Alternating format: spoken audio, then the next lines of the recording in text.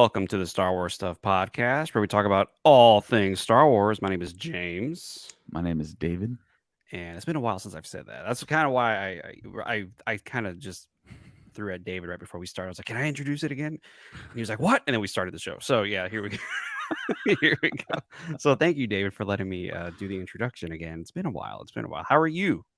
I'm good. I'm good. It's been 6 years, James. It has been 6 years. Do we want to thank our patrons first, or do we want to acknowledge the fact that it's been 6 years first? Which one do we want to do right Let's now? thank our patrons Let's first. take the patrons first. Yeah, you guys have been sticking with us for a while. Yeah, go for it.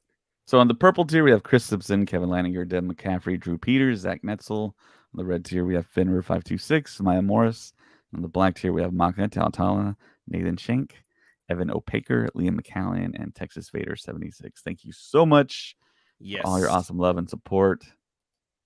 and yeah, we have fun. The other day, David and I recorded just he and I having a conversation for our Patreon daily, and I think we got a lot accomplished. I think we talked about a lot of good, fun stuff. And if you ever want to just jump in on those, just be sure to subscribe to our Patreon, and you'll hear David and I just talking about Star Wars, and it's fun because it's literally us having a conversation. It's literally us just, hey, I haven't talked to you in a while. What do you think about this? And we just go. And then also there's commentaries on there, Clone Wars, Rebels, and all that other cool stuff. But today is a very special day because 6 years ago today I met David. We were both at Force Friday 2. This was for The Last Jedi. And he was in line and we just started talking and he saw that I had my celebration shirt on. And he was like, "Where were you? Did you go to the 40th panel?" I was like, "Yeah, did you?" He goes, "Yeah." And I said, "Where were you?" And he said, "I was near the Grievous sign because they had banners." And I was like, "I was right near the Grievous banner as well."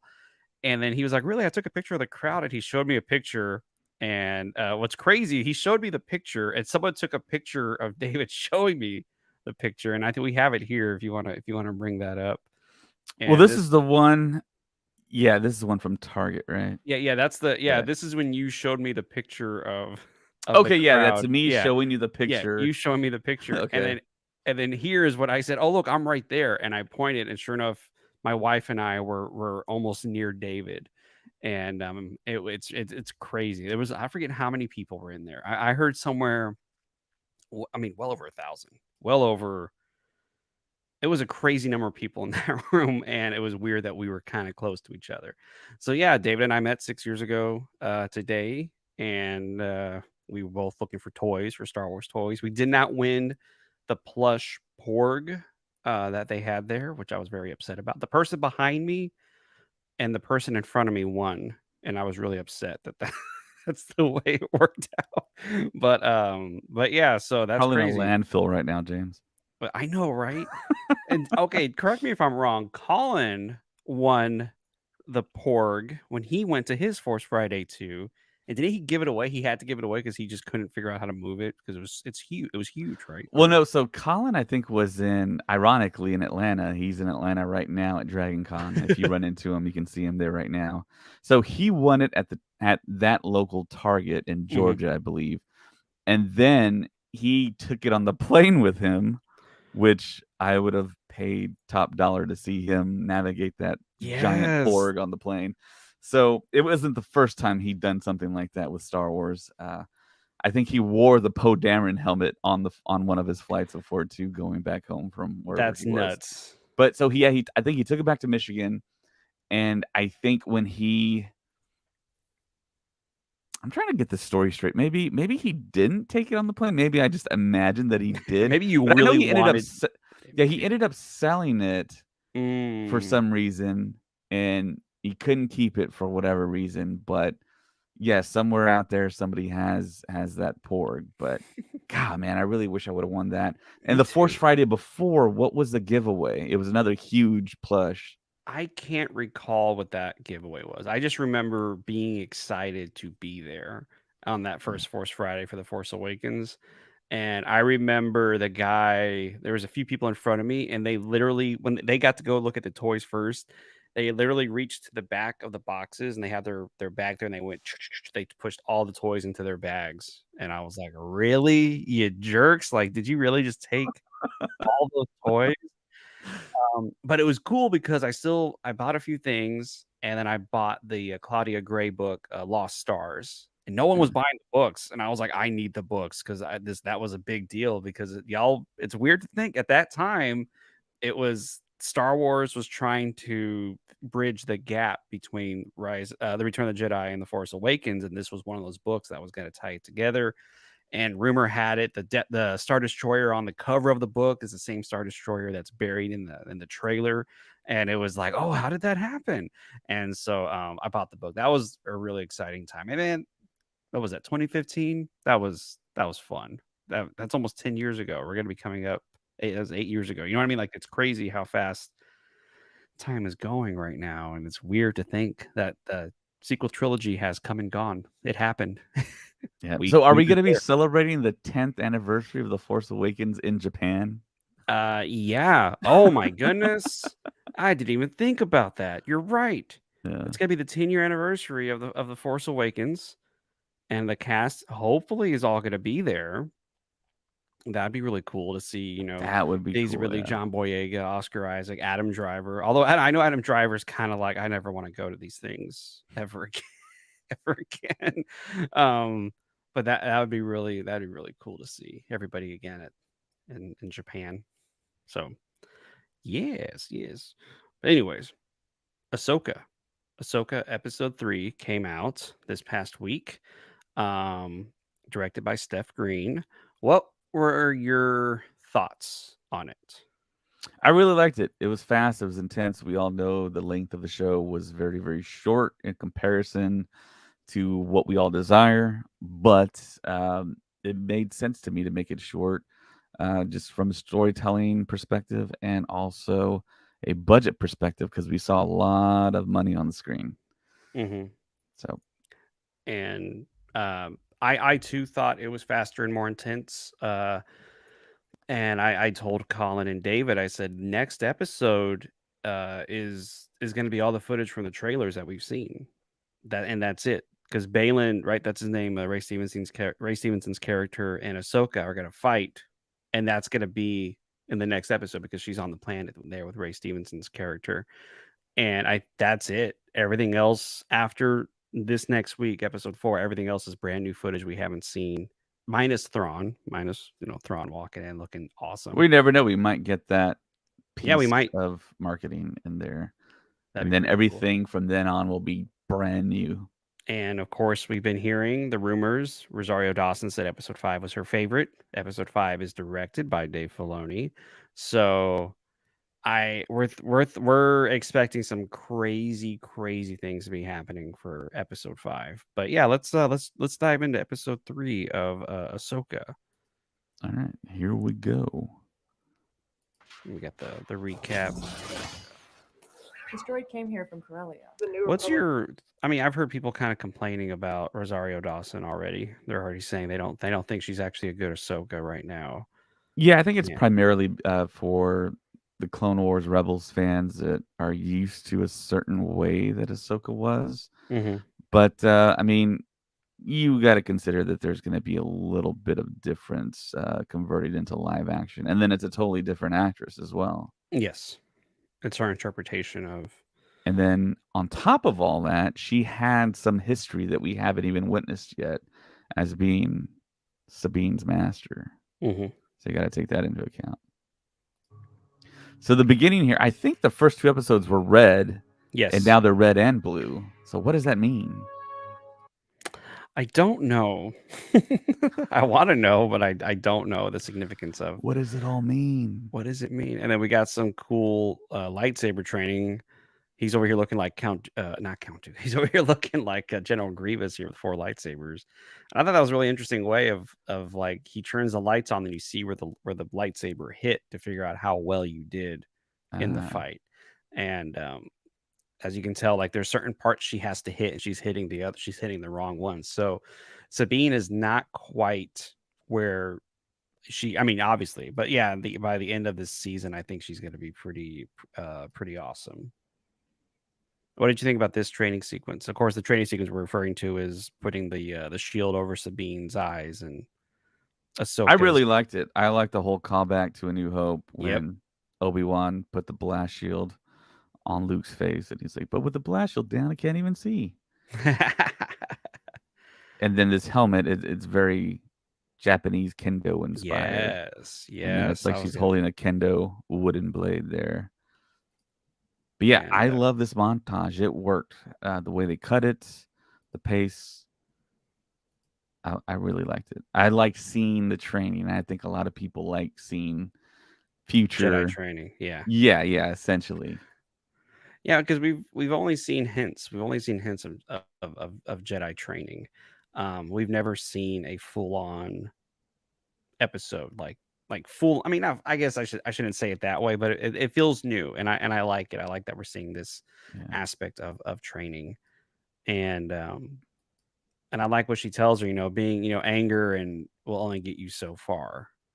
And I was like, that's pretty cool Yes, you become because unbalanced. yep. And then she trips her, and yeah, I was like, it's true because Sabine was able to do it, but in the process of doing it, she fell. It almost reminds me of Batman Begins whenever Liam Neeson looks at Christian Bale and says, you sacrificed your killing blow, for your footing for a killing blow. Then he hits the ice and he falls, and it's like you got to pay attention. Yeah. And that phrase "let's go again," it harkens Hmm. back to Neo from the Matrix, Neo and Yeah, Morpheus. yeah, there you go, yeah. So yeah, then we got the title card, Star Wars Ahsoka, I will say, Part 3, time Time to Fly. Time to Yeah, Fly, which is a good episode. I like that, the name of the episode. This stuff was more amazing. fascinating to me. the this was interesting to see this sequence, Yeah, and I like that we're I think Hera is, I mean, Mary Winstead. Oh my God, what's her last name? I forgot her last name. Elizabeth is her middle Liz, name. yeah, Mary Elizabeth Winstead. I think she's killing it as Hera. I mean, when she's talking, her mannerisms, I'm like, that is Hera on screen, and Yeah, I am really happy with how she's doing this, and yeah. Notice the A-wing colors are blue, so they're New Republic colors essentially. And then we get a shot of the tower. I believe is out on Home One. yeah, The big ship from Return of the Jedi. Got Admiral Akbar helms. And we get the interior shot. Very white interior. very white, very another white protocol droid there, Yeah. Chris and Bartlett's then probably in there, huh? probably And then it's interesting that Hera gets briefed that Ziono's in there. So there's a history, obviously. Somewhere. And of course, we have the next appearance of Chancellor.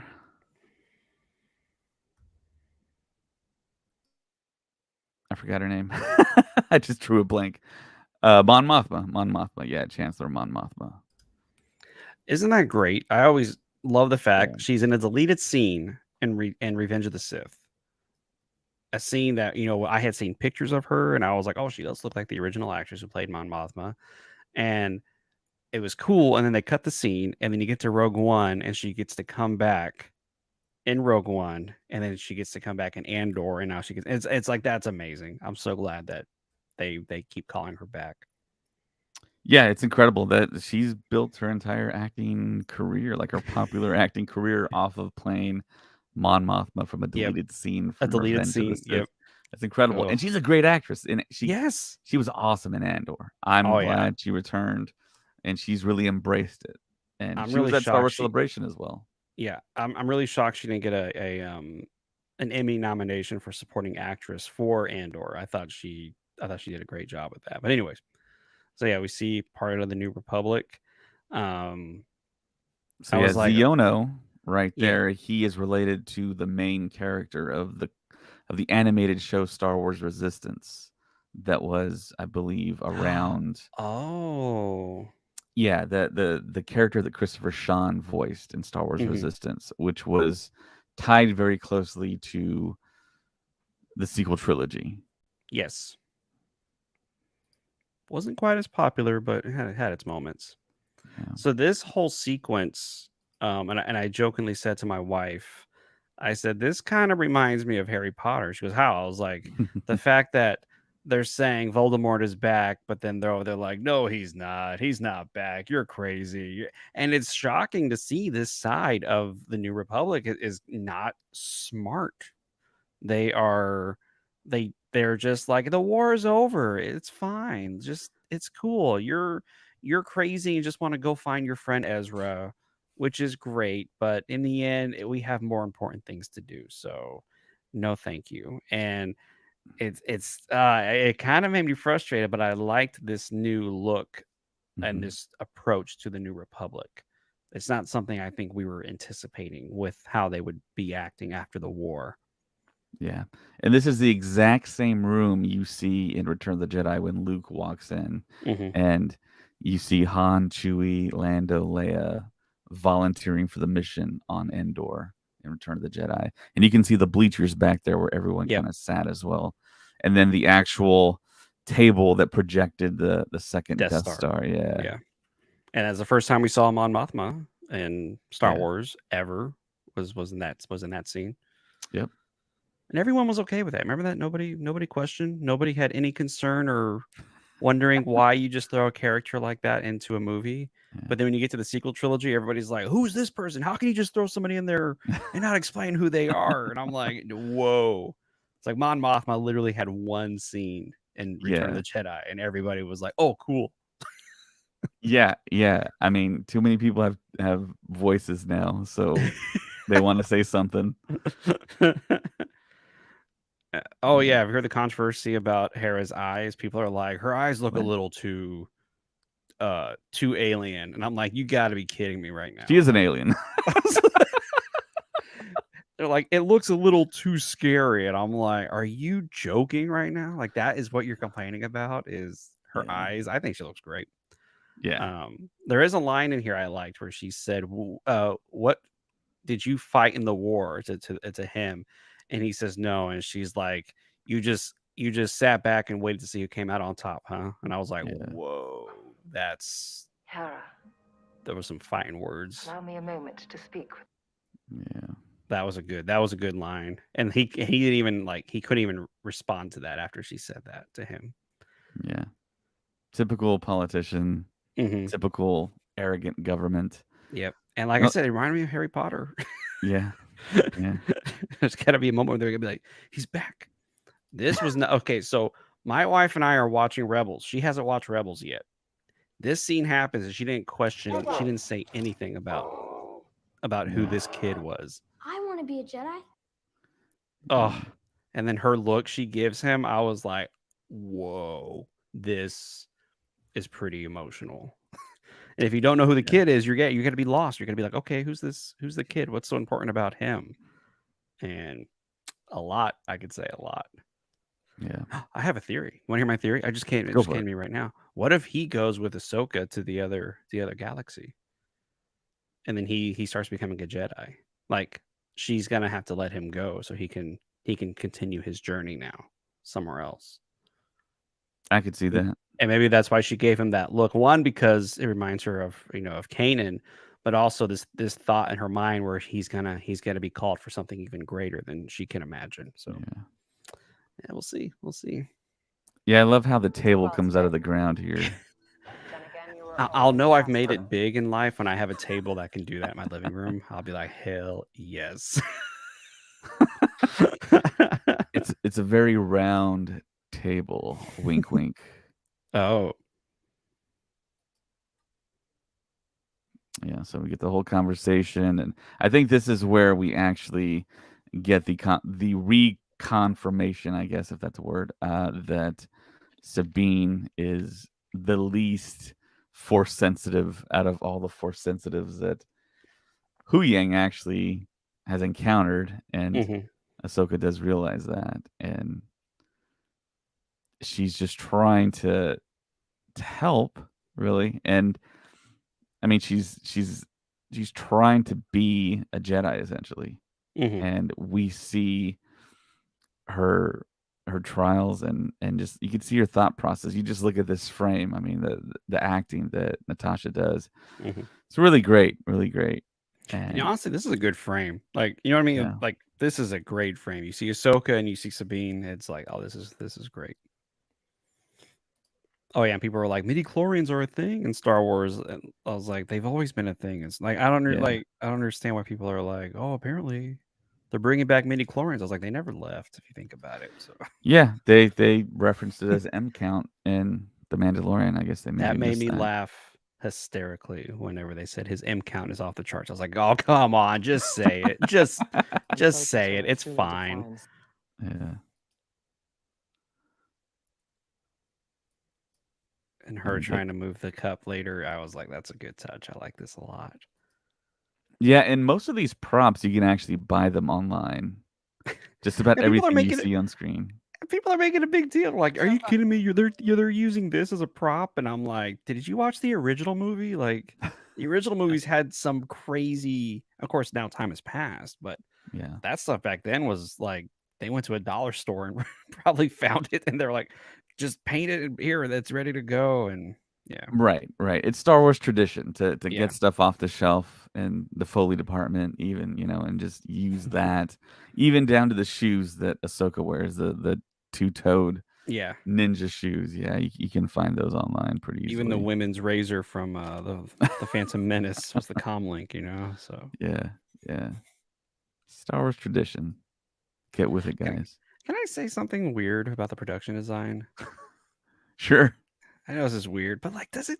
It just it looks good, but it doesn't look as Star Wars as like the Millennium Falcon. I know it's a different ship. Like whenever Yeah. you first saw the cockpit of the Millennium Falcon, you were like, "Oh, that is a lived-in ship. Every part works. Everything looks." But then you see this, you're just kind of like, "Oh, okay." I mean, I don't understand. Maybe that's me. Maybe my brain is weird, but it just feels a little off with this Yeah, there's cockpit. not a bunch of switches and buttons everywhere. Mhm. Yeah, it Maybe seems kind of I'm bare. just stupid and not realizing that time has passed. Ships get better built, so that's another Yeah, possibility. I'm just an idiot. it's a little bit more streamlined. How come Hu Yang blinks? Nobody ever like kind of wonders why his eyes Still a flash on challenge and for me. off as if he's Yeah. blinking. Yeah, I mean, to give him more More of a emotion, yeah, to kind of make him feel like he's actual, mm. not a really a living, breathing, but I mean, more of a supporting character. And I think David Tennant does a terrific job Oh my with Hu gosh. Yang. Yeah, Yes. And how lucky are Star Wars fans that David Tennant is a part of it. You know what I mean? Like he's yeah, still doing it. It's amazing. And he's a mixture of practical and visual effects. Am I correct? Or he looks mostly practical, but there's a few shots I'm like, yeah, he's a little digital on. yeah. But I'm assuming, yeah, they actually have the puppet on site, but yeah, and I do love this conversation that Hu Yang has with Ahsoka, and he reinforces that, well, yeah, you do come from a long line of non-traditional Jedi, and that the non-traditional way of Sabine becoming a non-traditional Jedi, so to speak, is possible. And I think Ahsoka's really trying to convince Hu Yang that this is the right thing to do, in so many words. And here you get the scene of did you think Sabine was actually gonna move anything with no. the Force? I didn't think so either, and it was perfect.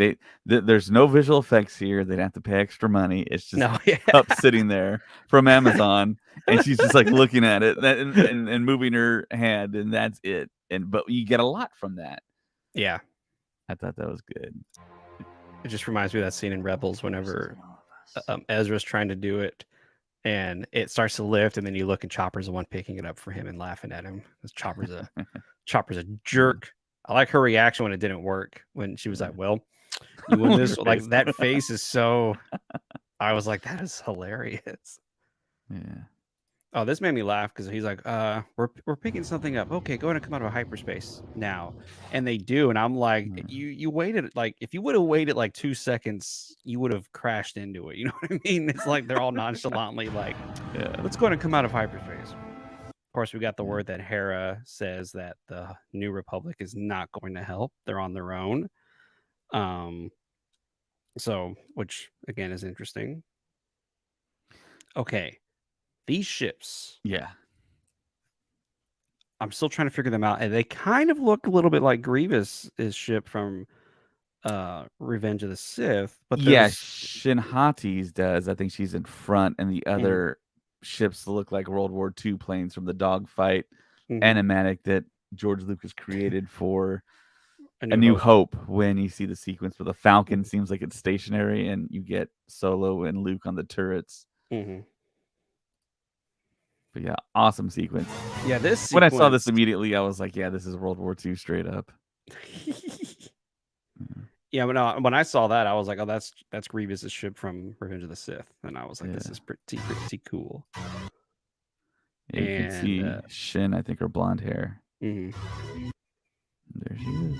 And all the fanboys are in love with her. All the TikTok channels and everybody is like, "Oh my god!" Like, there's a clip of her, and it cuts to Tobey Maguire from Spider-Man 3, and he's like, "That's my girlfriend."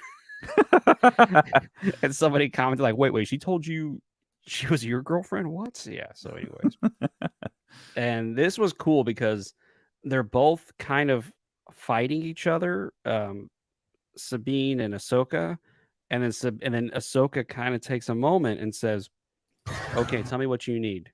And it was like, oh, okay, now they're gonna start to work together to solve the problem instead of Ahsoka not, in a weird way, not really trusting Sabine and to do her thing, you know? And I really liked that moment of the close up of Ahsoka thinking about it and saying, "Okay, all right, let's do this. Let's work together." Yeah, and if you notice, she's wearing the headset that Anakin wore in Revenge of the Sith when he was in his fighter at the beginning of the movie. Oh my gosh, that's right. Also, the other thing that I don't think a lot of people are kind of like really aware of, Uh-oh. but there's a small percentage of people that exist that when they look at you, you can see white underneath their iris when they look at you, and she's one of these people that do, which gives off like a menacing look. So when she makes her eyes really wide, I mean, she looks very like, look at my eyes. You can't see white underneath my lens there. Well, she also has like the dark around her eyes too, which further, Right. bring out her eyes as well. Right. There's makeup in Star Wars, yeah. I saw a TikTok where she lands on the planet, and then they're like, "Go to this planet." She's like, "Oh, fine." She puts her hood back on and leaves. I was like, "She just got back. You're already sending her out again." That was pretty funny. Yeah, there's that. Yeah, tell me what you need. Move on my signal? Yep, and another callback to A New Hope on the turret. Yeah, this was an exciting sequence. I was really happy. I was getting a little mad at Huang back there for taking his time to scan everything. I was like, "Come on, dude, just scan the stupid thing and let's go." Now! Oh, that's cool. This is movie quality visual effects right here. Yeah. Like what they learned from Mando is coming into this, and it's amazing.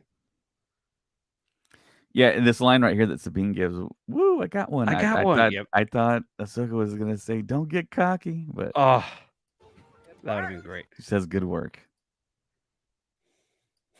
But Filoni was like, "Think anybody would notice?"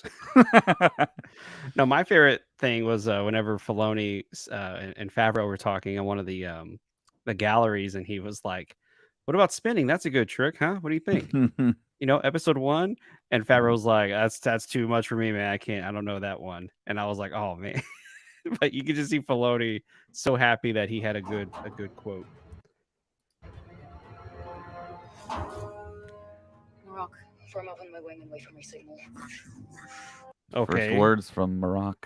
So is Marok who we think he is? Because that's the big theory right now, is that Sam Witwer, and that it's going to be revealed to be Starkiller, or a variation of Starkiller. I've been seeing those theories a lot. I think a variation. Rock, form up. Yeah, she says Marok. Mhm. And I think all of us are saying Merrick, but I guess it's Marok. Yeah. And I think we talked about this a few episodes now, but Marok is actually an Arthurian legend where there was a knight that who was a spell was casted on by a witch named Morgana Le Fay. So that's very close to Morgan Morgan Elsbeth. to She's a witch. yeah. And Maroc actually turned into a wolf.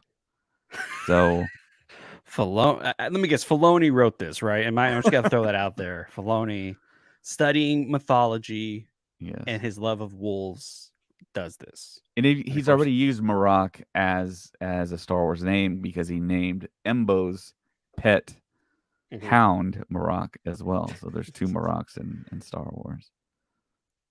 That's amazing. I love. Oh, you'll see it here coming up pretty soon. I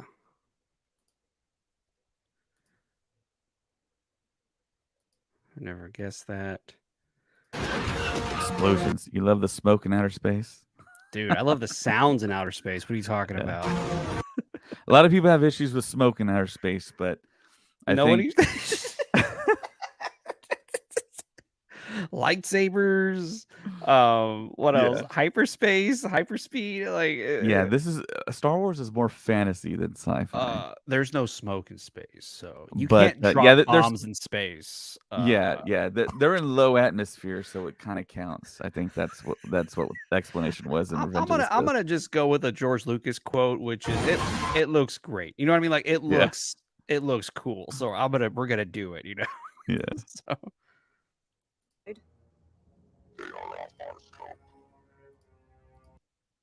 I like how she's like, I didn't ask you that. I asked you, was it destroyed? Like, which. Yeah. And we got a good Clone Wars callback coming up here very soon. Oh wait, this cracked me up right here. Is it here when she says, "We'll take care of it for you" or something like that? Like, you know what I mean? Like where she's like, "I got him. We'll take it from here." And like this is straight out of Clone Wars. Yeah. Oh yeah. Yeah, my wife was like, "No way," and I was like, "Nah, this is great." It's like this is Star Wars right here. Yeah. Look at that. That's awesome. That is so cool. And she's got gravity boots on, so yes. Okay, for or everybody, magnetic boots. she does have magnetic boots on, so it's fine. It's fine. Okay, so look at that face. Look at that concentration. Cool. Yeah. I think they did a good casting job with her. And I love this right here. Rotate the wings around. Yeah. Yeah, whenever she did the flip and she slices the wing, I was like, that's cool. And that's also kind of a good nod to how Rey slices the wing in The Rise of Skywalker when she does the flip and cuts the wing. Here's a point of contention right here. So Josh on the podcast, on the post show, was saying that if you look at Ahsoka's shoulder, she has the Imperial cog. But to me, I think she's wearing a New Republic spacesuit. So look closely at it. That looks like an Imperial cog, right? Yeah, it does. It's like, why is she wearing that if this is blue and that's more New Republic colors, you know? I mean, who knows? Maybe she found it somewhere. You know what I mean? Like she found it one of her adventures. I remember when I saw the promotionals for this because this was in one of the trailers. I thought she was undercover. Like there was a sequence of her undercover, which is why she's wearing. Yeah, the whole thing when like Luke and Han put on stormtrooper suits, that type of thing. So that was where my my brain went. When I saw it in the promotionals, when I saw that, I was like, oh, okay, that makes sense. But yeah, so we'll just say that she went on an adventure somewhere and gathered it. This is intense. Oh my gosh. Yeah, this is awesome. I just went, no way. That's all I said. I was like, no way. And what's ironic is, they're living on this planet, and it feels like this is like the last like spot before you can shoot off to the other galaxy. So it kind of makes sense that they're here chilling.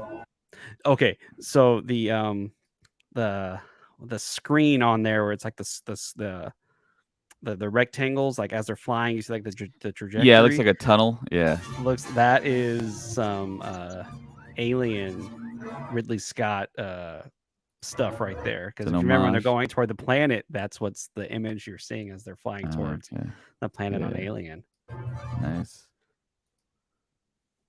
Yeah, I love the Purgles, man. They've really grown on me. I didn't like them at first, and I was like, space whales? I was But weirded then I out by remember the them at first. whales on Camino, hmm and I love those. I love the concept of that. And this is just like the next level up. Yeah. Yeah, when I first saw them in Rebels, I was like, "What?" And then the finale of Rebels, I was like, "That's cool." So now I'm just like, "These are."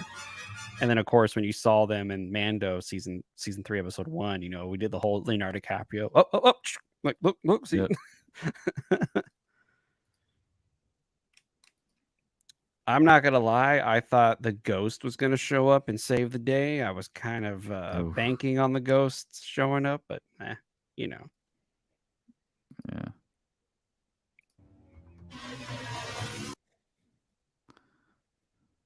Yeah, that is very General Grievous-esque. hmm So who do you think Marok is at this point? I mean, what are you leaning towards?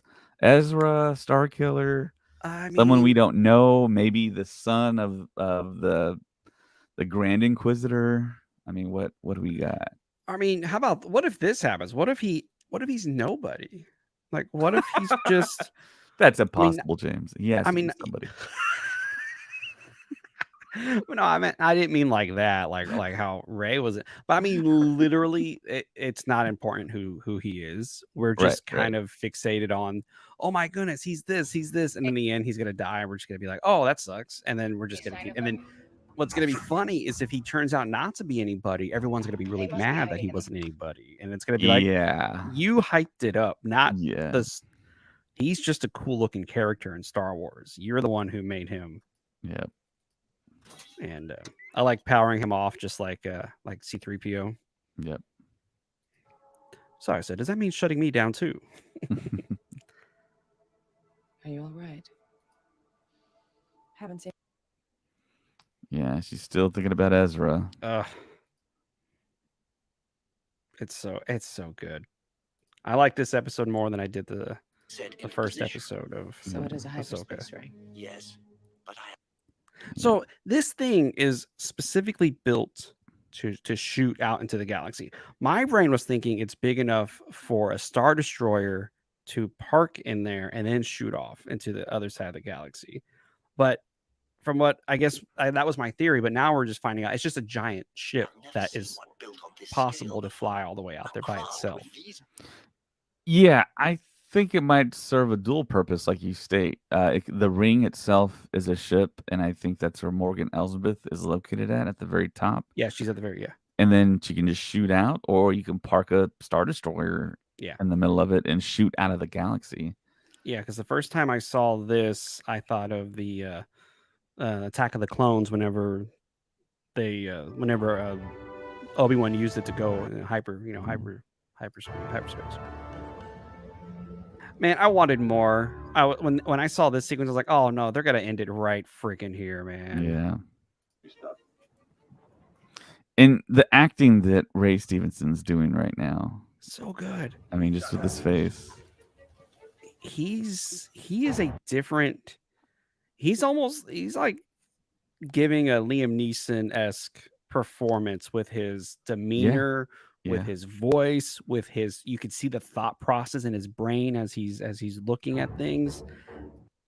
And it's a shame. He was gone way too soon, but he left behind an incredible. I mean, I'm anxious to see where it goes from here. But yeah, he's given some good performance here. Yeah, he's totally the inverse of Qui-Gon Jinn.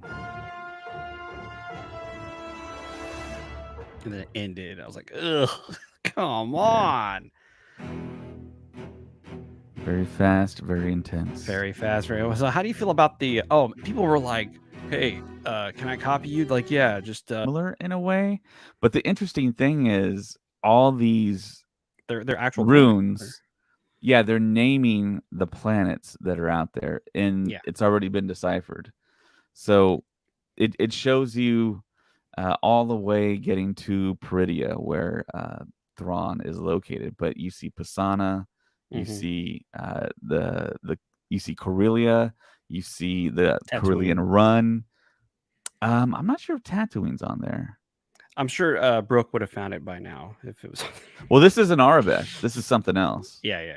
It's not Arabesh. It's not Mandoa. It's a totally new language. So, Mm, but yeah, it's already been deciphered. No huge revelations other than finding out that planets are closer to each other than we originally thought. yeah. So, Based on Star Wars by George Lucas. yeah. It's like I said, it feels like these first 3 episodes, maybe even the next episode, is just a huge introduction. With what's kind of happening, it just feels like we are in a prequel era of the story, and it almost reminds me of when George Lucas was writing Phantom Menace and the Attack of the Clones, where he was like, my story is really Revenge of the Sith, because that is the meat of the story I need to tell. I'm wanting to tell. So I just need something to kind of fill in the gap to get us to Revenge of the Sith, and that's where we're all headed, right? Yes, Peridia, I believe. All roads lead to Peridia. Peridia, which is pretty exciting. But yeah, it feels like these first 3 episodes are an introduction, and that when episode 5, because there's 8 episodes, correct? So once 5 hits, 5, 6, 7, 8 are just gonna be. It's like the actual story that we're gonna be watching, and I don't know, man. What are the chances of seeing Grogu in this thing? Seeing Mando and Grogu? I mean, I think they're reasonable because yeah, I it think all they're reasonable. ties together in the Favloni verse. So there might be a mention. I know you're probably alluding to the bingo card. So yeah, I if am Grogu alluding to gets the called, I mean that's 2 right next to each other. We gave away the petting Aloth cat. That was in the first episode. Then Order 66, a mention of it, or we see it, and then Inquisitor Ezra. I mean, that's a bingo right there. But I think finding Ezra, I can't see Ezra being the villain. I think that's just I'm gonna ill will toward, you know what I mean? It's like we've all been kind of waiting for Ezra, and then just to have him being revealed as a villain, I think it's gonna be just a huge slap in the face for a lot of fans. It's gonna be a huge disappointment, and I don't think it's gonna go over well if he's a villain. Do y'all think the droids are showing more emotions than the living beings in these shows so far?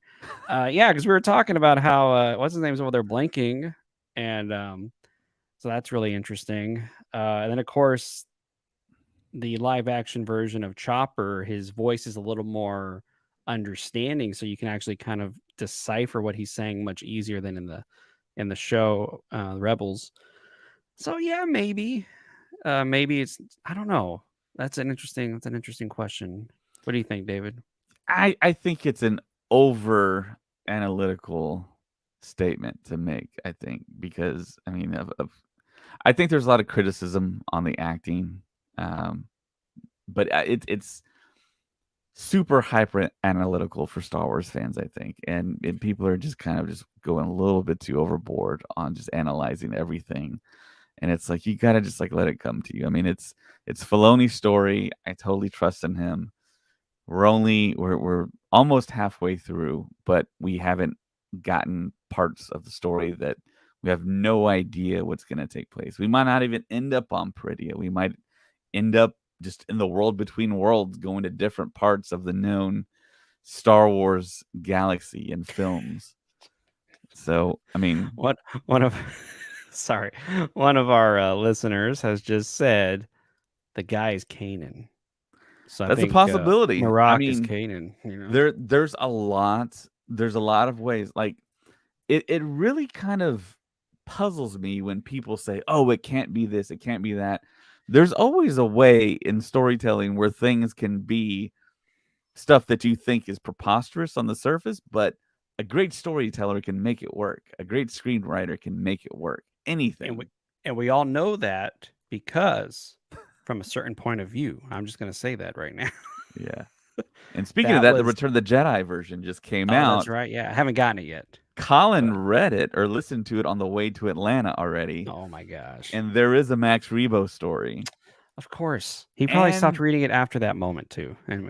And there's a terrific Sarlacc story. where the Ooh. Sarlacc, you can hear the internal monologue of the Sarlacc, and it's hilarious the way Colin and Brooke described it to me. And it's like, Mm. oh my God, it recolors everything from Return of the Jedi when you're in the Sarlacc pit. And it explains some of the controversy with Lando, with how Lando escaped, but it sucked down the Slave One in Book of Boba. It explains a lot. Yeah. If y'all haven't, you probably have heard of it, but they did it back whenever the 40th anniversary of A New Hope came out, a certain point of view of A New Hope, and then they did it for Empire, and now they're doing it for Return of the Jedi. And what it is, it's the story of those movies, but from a different point of view. It's from the point of view of this person instead of what we saw in the movies. My favorite was in A New Hope.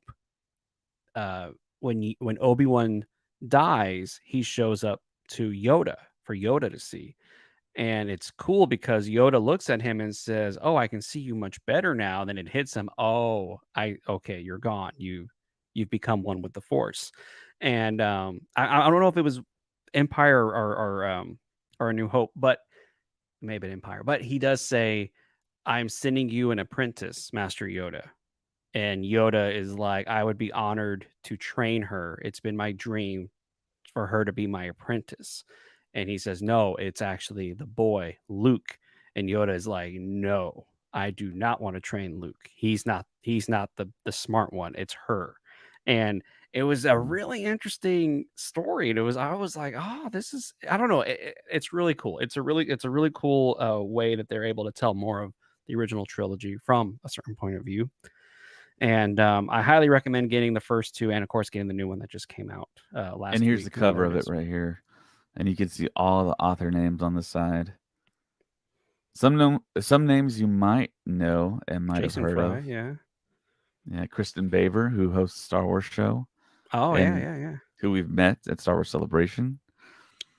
Well, you talk about, and we met her in the lobby of the hotel. Like that Yeah, was. Phil Shostak, who's very active on Twitter, Mm.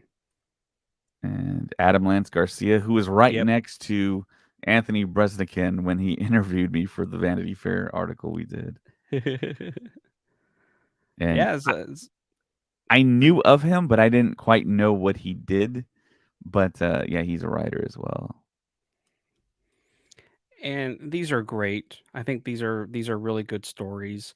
One of them was one of the stories was the point of view of the monster that picked up that swallows R2 in Empire Strikes Back. And the audio version, I read the book and I actually went back to listen to the audio version because I know they did some really fun things. And Yeah. you just hear it grab R2 and like do something, and then R2 beeps at him and he goes, "Oh," like he says like, "Oh, sorry," and then he spits him out, and then he goes, and then he swims away. And then the cartoon, he like waves goodbye to R2, like, "Sorry, I didn't mean to do that." And I was like, "That's hilarious."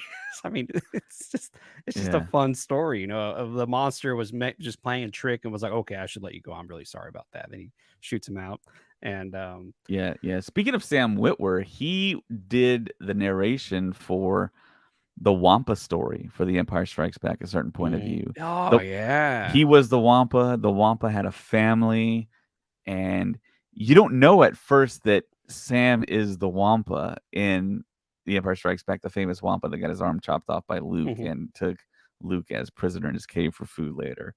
But yeah, I mean, in detail, goes through that whole encounter from the Wampa's point of view, and it's fantastic. And Sam Witwer does the whole like voice change and everything, and it's terrific.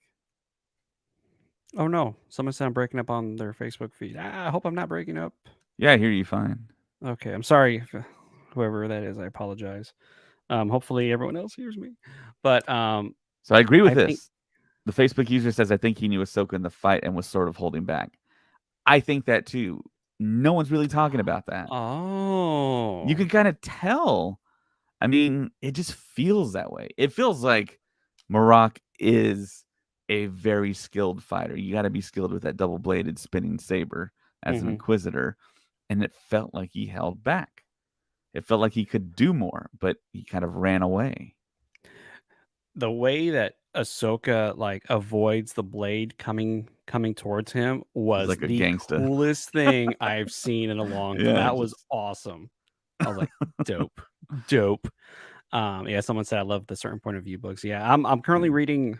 I'm reading a few books right now, and I'm gonna get into that one, a certain point of view, because he only used one blade at first. Yeah, true. I mean, he could have gone full force with the other blade. I think we're gonna find out in the next episode who he Yeah. is. And it's because I think yeah, that's right. There's still a fight in the woods that needs to take place between him and Right. Ahsoka, I believe. That's in the trailers as well. So we're gonna get that fight and the other fight there on that rock formation. And he Inside says of the Anakin, holographic map. yeah, Yeah. he says Yeah. Anakin with he's Batman. He is Batman. That'd be the greatest crossover of all time. So here's my theory, James. I think I Uh-oh. said it on the last podcast, but you weren't there. Okay. So Marak is Ezra, Mm-hmm. but he's good guy Ezra. He's doing the whole thing where he has to go back in time to make certain events happen so that the good guys win. He witnesses the future, goes back in the past. It's a whole Marty McFly Back to the Future fiasco. Man. Do y'all think we will get a split helmet scene like Kenobi, the Kenobi show? There's been a lot like of split helmet stuff. With Vader. Rebels and then Kenobi. Yeah. Well, I mean, the whole thing with Rebels was Ahsoka split the right side of his face, and then Kenobi, he splits the left side of his face, and then Return of the Jedi, the son takes off the full helmet.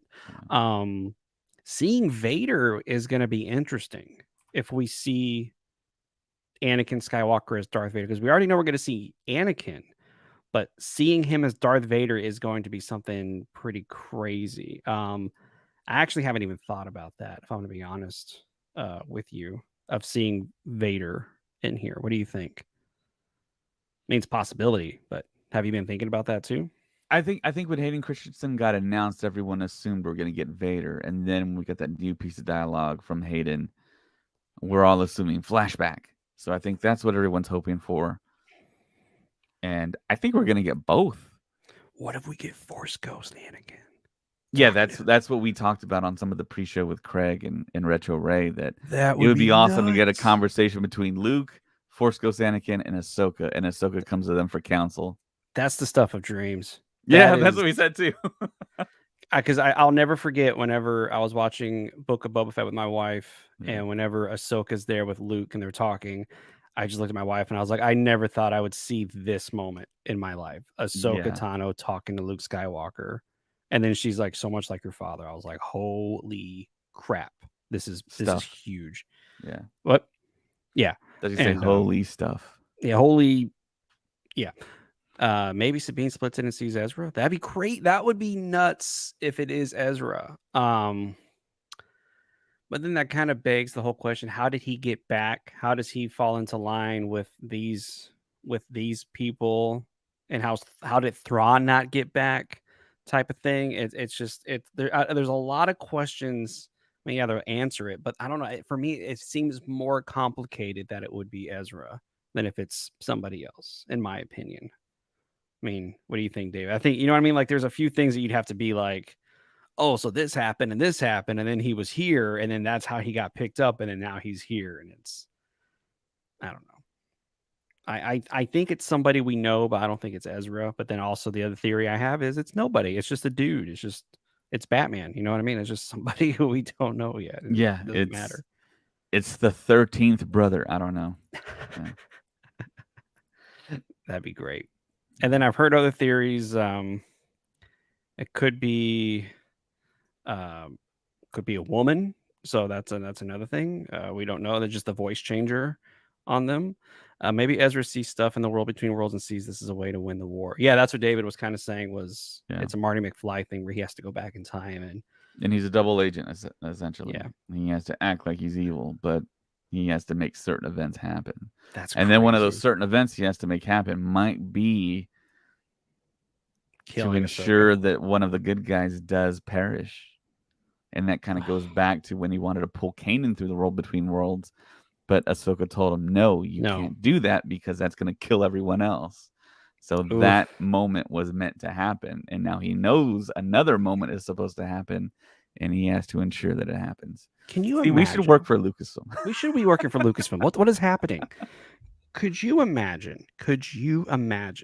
She goes into the world between worlds, and as we saw in Rebels, you hear voices. You hear Jyn Erso, you hear Rey, you hear Obi-Wan, you hear Yoda from episode 5, episode 7, Rogue One, episode 8.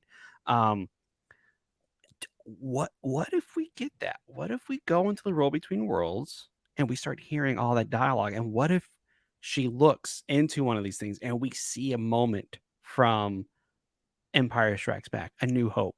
We see Anakin when he's a boy in episode 1, and she's, you know what I mean? And she's able to look and see all of that stuff. I would do that. How would they do it? Like the technology to do something like that is crazy.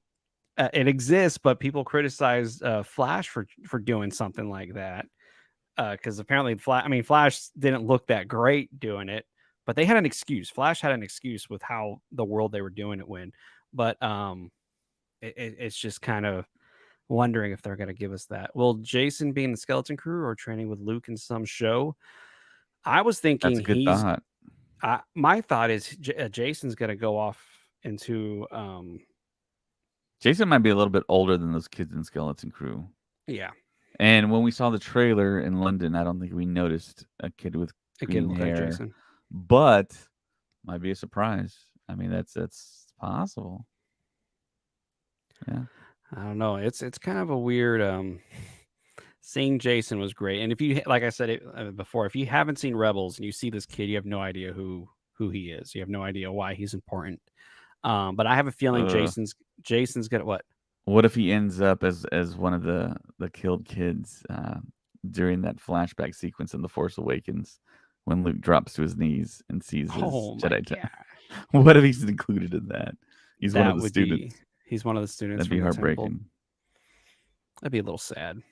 But yeah. I do like your thought of him going off with Ahsoka to the next galaxy. That'd be cool. And then he grows up, and then he's kind of the hero of this new trilogy, of this new era in Star Wars in the other galaxy. When it's going to say a long time ago in a galaxy further away, I think that'd be. Can you imagine if they put that? It would be a long time ago in galaxies far away. Oh my gosh! So the long time ago would change. Could change. Yeah, but still, I mean, it would still work with the singular a galaxy, far away. And it's iconic. You can't change it. Yeah. It's you see that, and it's like yes. Which I'm actually shocked we didn't get that before Ahsoka started a long time ago in a galaxy far away. It would have been a pretty cool Filoni. I know. I mean, like Filoni felt like he would have done something like that. Yeah, I think that is safe to have it reserved for the films and the theaters. But we also want the crawls, which they said they're already bringing back, so that's good. They've done the time change. They're bringing back the crawls. Mm-hmm. They're listening to us, James. They're listening. Catching on.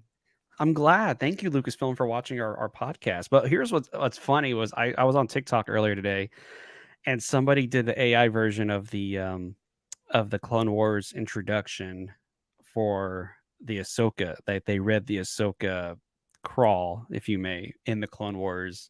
Ahsoka Tano now travels to blah blah blah after this and that. I was like, that is pretty cool. It just takes you right back to Clone Wars. And I know Colin does a better impression than I do. But multiverse universe, that then thing being played out, Marvel, DC, Star Wars, Stranger Things. Yeah, I mean, everybody's doing it. I will say Star Wars was one of the first one. I'm not gonna say the first one to do it, but they did it back in like 2018 when Rebels final season of Rebels was on. So yeah, I think. And Filoni's already said we're not going to treat the world between worlds like a time machine. So yeah, we're not going to get the whole time machine aspect. But yeah, but it is interesting how everybody's kind of doing that and using it as an excuse to see things that we've all wanted to see. Like Marvel did it. And then DC, of course, is it with the Flash. We see Christopher Reeve, Nicolas Cage, and all that. And it's fun. It's a fun thing, and I think it's a good excuse to to bring stuff back and see it again. But the way they did it in Rebels was really good. The time travel and that aspect of looking to different timelines, I thought was done really, really well. Um, then Marty is stuck.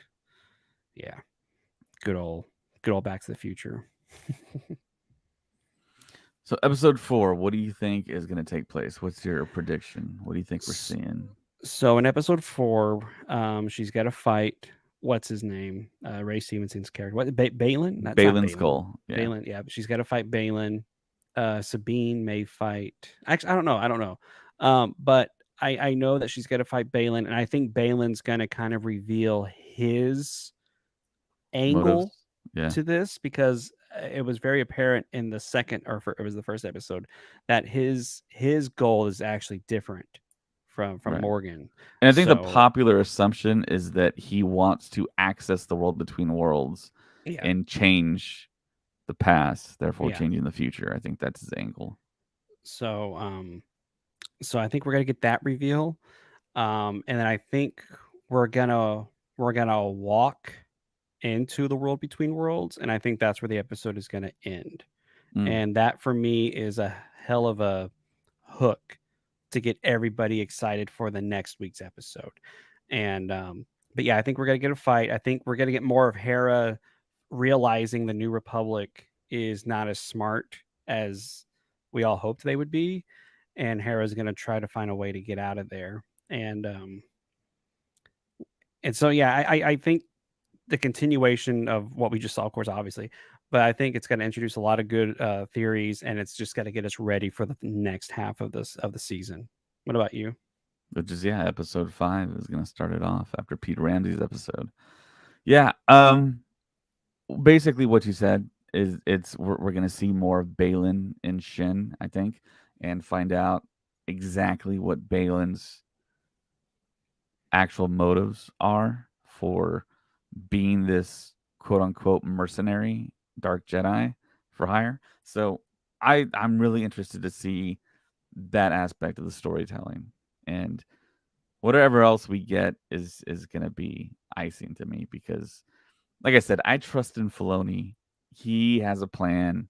He's doing what he needs to do to tell his grand story, and all the aspects and the concepts of what is going on. I really like it with traveling to a different galaxy. The potential for that is huge. The Purgles being brought back in. The big questions are, I guess, minor questions. The big minor questions is, when are we going to see Zeb? Zeb has got to make an appearance somehow. Yeah, he maybe has comes to. in at the very end or something along those lines. I think. Yeah, sorry. Yeah. So I'm eagerly anticipating all that and seeing the Ghost crew reunite, and hopefully they all reunite on the Ghost, because I think people had issues with the whole reunion aspect of the sequel trilogy, and I think Filoni wants to accomplish that. Yeah, I think we're gonna get the Yeah, that's one thing I was like, I want to see the Ghost in action, and we haven't seen it yet. So I have a feeling that he's hiding the Ghost for a really, really cool reveal. Yeah. His Padawan being his daughter, and he wants to go to the world between worlds to get his dead wife. That's a good theory. But like I said, I think we're gonna find out in this next episode what is going on with him. And yeah, Zeb, seeing all of them on a mission, flying the Ghost, all of them working together in the Ghost, like that is going to be amazing to watch. So I really hope we get that, and yeah, that's like I said, I just really hope we get that. Yeah, I do like that thought. The Facebook user says, "What about Shin Hati being Balin Skull's daughter?" It would be very Star Wars, very familial. That Star Wars is about families, but it feels like to me she's more of a found, like an orphan type character that he sensed the Force in her and was like, okay, well, this can be my apprentice. Mm-hmm. So feels more like that to me. Yeah, Both he white says, hair. yeah, both with white hair. It's like Game of Thrones.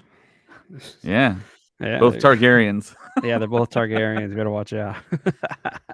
But I mean, the Targaryens have the dragons. These Dark Jedi they actually might be shapeshifters. They actually might be the two wolves on the murals.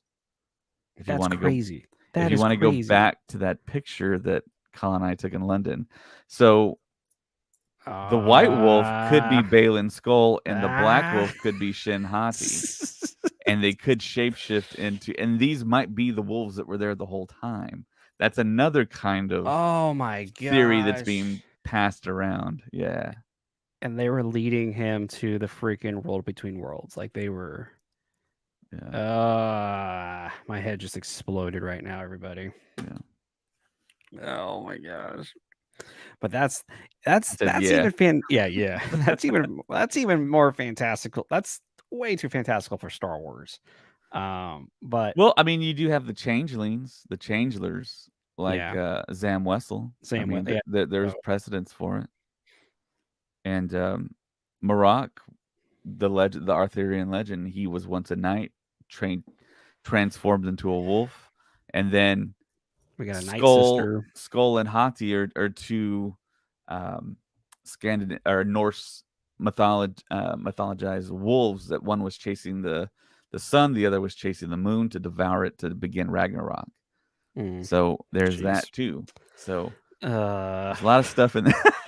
my head is exploding, everybody. But I'm just glad my wife wants to watch Rebels because that is keeping me entertained throughout the week. So yeah, it sucks we're not getting that episode until next Tuesday, but I'm okay. I'm just yeah, it's gonna be good. It's gonna be great, and I have a feeling after this next episode, episode 4, everyone is gonna be on board for what's about to happen, and it's gonna be pretty awesome. So Peter Ramsey's directing. He directed the yes, first Spider-Verse. Was one of the group or team of directors that directed that film. So yeah, is it's is is this the way Palpatine came back?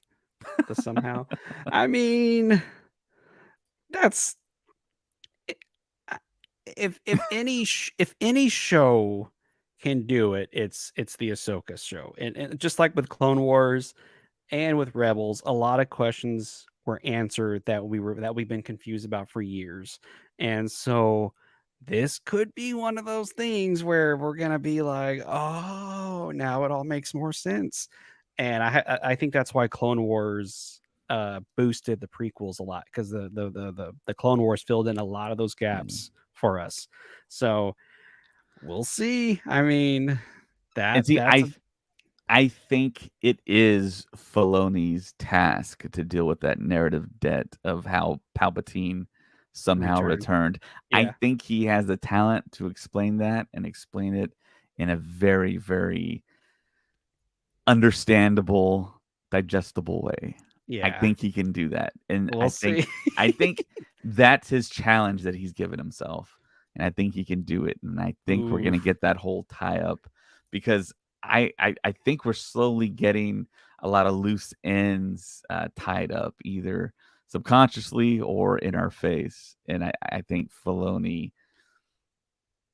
going to do it. I think that's going to happen. And I think that's the beauty of Star Wars because you have all these people with all this discourse and arguments and objections to that doesn't work. That wasn't the way it was in the animation, but there's explanations for all of it. I mean, Yes. there's a whole story group. There's writers. I mean, there's answers for everything. One of the big things is how is the New Republic this arrogant? Because that's how governments are. I mean, Yeah. Look at that's us. yeah. Look It's the study of humankind, look how and stupid we were after World War II. yeah, We got into the Clone Wars. So I was calling the Clone Wars. We got into the Cold War with Russia, and they were our allies in World War II. And then we ended up pissing them off, and then yeah, we're still dealing with that stuff. So it makes sense, and it's just crazy how Filoni was able to weave that into the galactic, civil war. yeah, And after the victors are stupid about it, and it's like, man, that's pretty funny. yeah. There's decades in between Return of the Jedi and The Force Awakens. Yeah, a So lot can happen. yeah, there's a lot of stuff that happened, and we're just gonna get the fill in with the Favloni verse TV shows and possibly his film. So yeah, that's where the Star Destroyers might have appeared. Yeah. So yeah, I think that's it for this episode, this breakdown of part 3, Time to Fly. There's a lot of flying. A lot of flying. Yeah. Faster and more intense. I liked it a lot. Yep, for sure. Yeah, if you're watching us on YouTube, Twitter, Facebook, make sure to hit the like button, subscribe, of course. Also, we're on Instagram, Colin and crew, the commentary crew. That's Capstar, Christian, Hunter, Josh are all at DragonCon right now. There's 7 of us at DragonCon, right? So if you see them, they might have some swag to give out to you. They're walking around with brand new Star Wars Stuff shirts, so definitely hit them up. We're also on Twitter at Stuff Pod. We're on Threads at Star Wars Stuff Podcast. Patreon, of course, just look us up, Star Wars Stuff Podcast 2187. Thank you to all the patrons out there that support the podcast. Do a terrific job. Also on TikTok, you can email us at starwarstuffpodcast@gmail.com. We have a Facebook group that's private, Star Wars Stuff page that's on Facebook as well. And write a review for us on Apple Podcasts if you haven't done so already. Give us 5 stars on Spotify as well. Helps out the podcast tremendously. Puts a lot more eyeballs on it. And we enjoy talking to you guys about Star Wars. And a lot of interesting things that are going to transpire in the future for us, I think. So, yeah, stay in touch.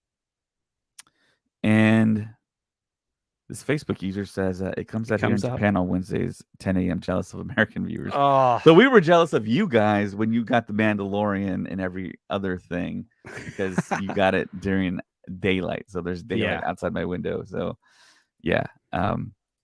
So for James, my name is David. And may the Force be with you. Always.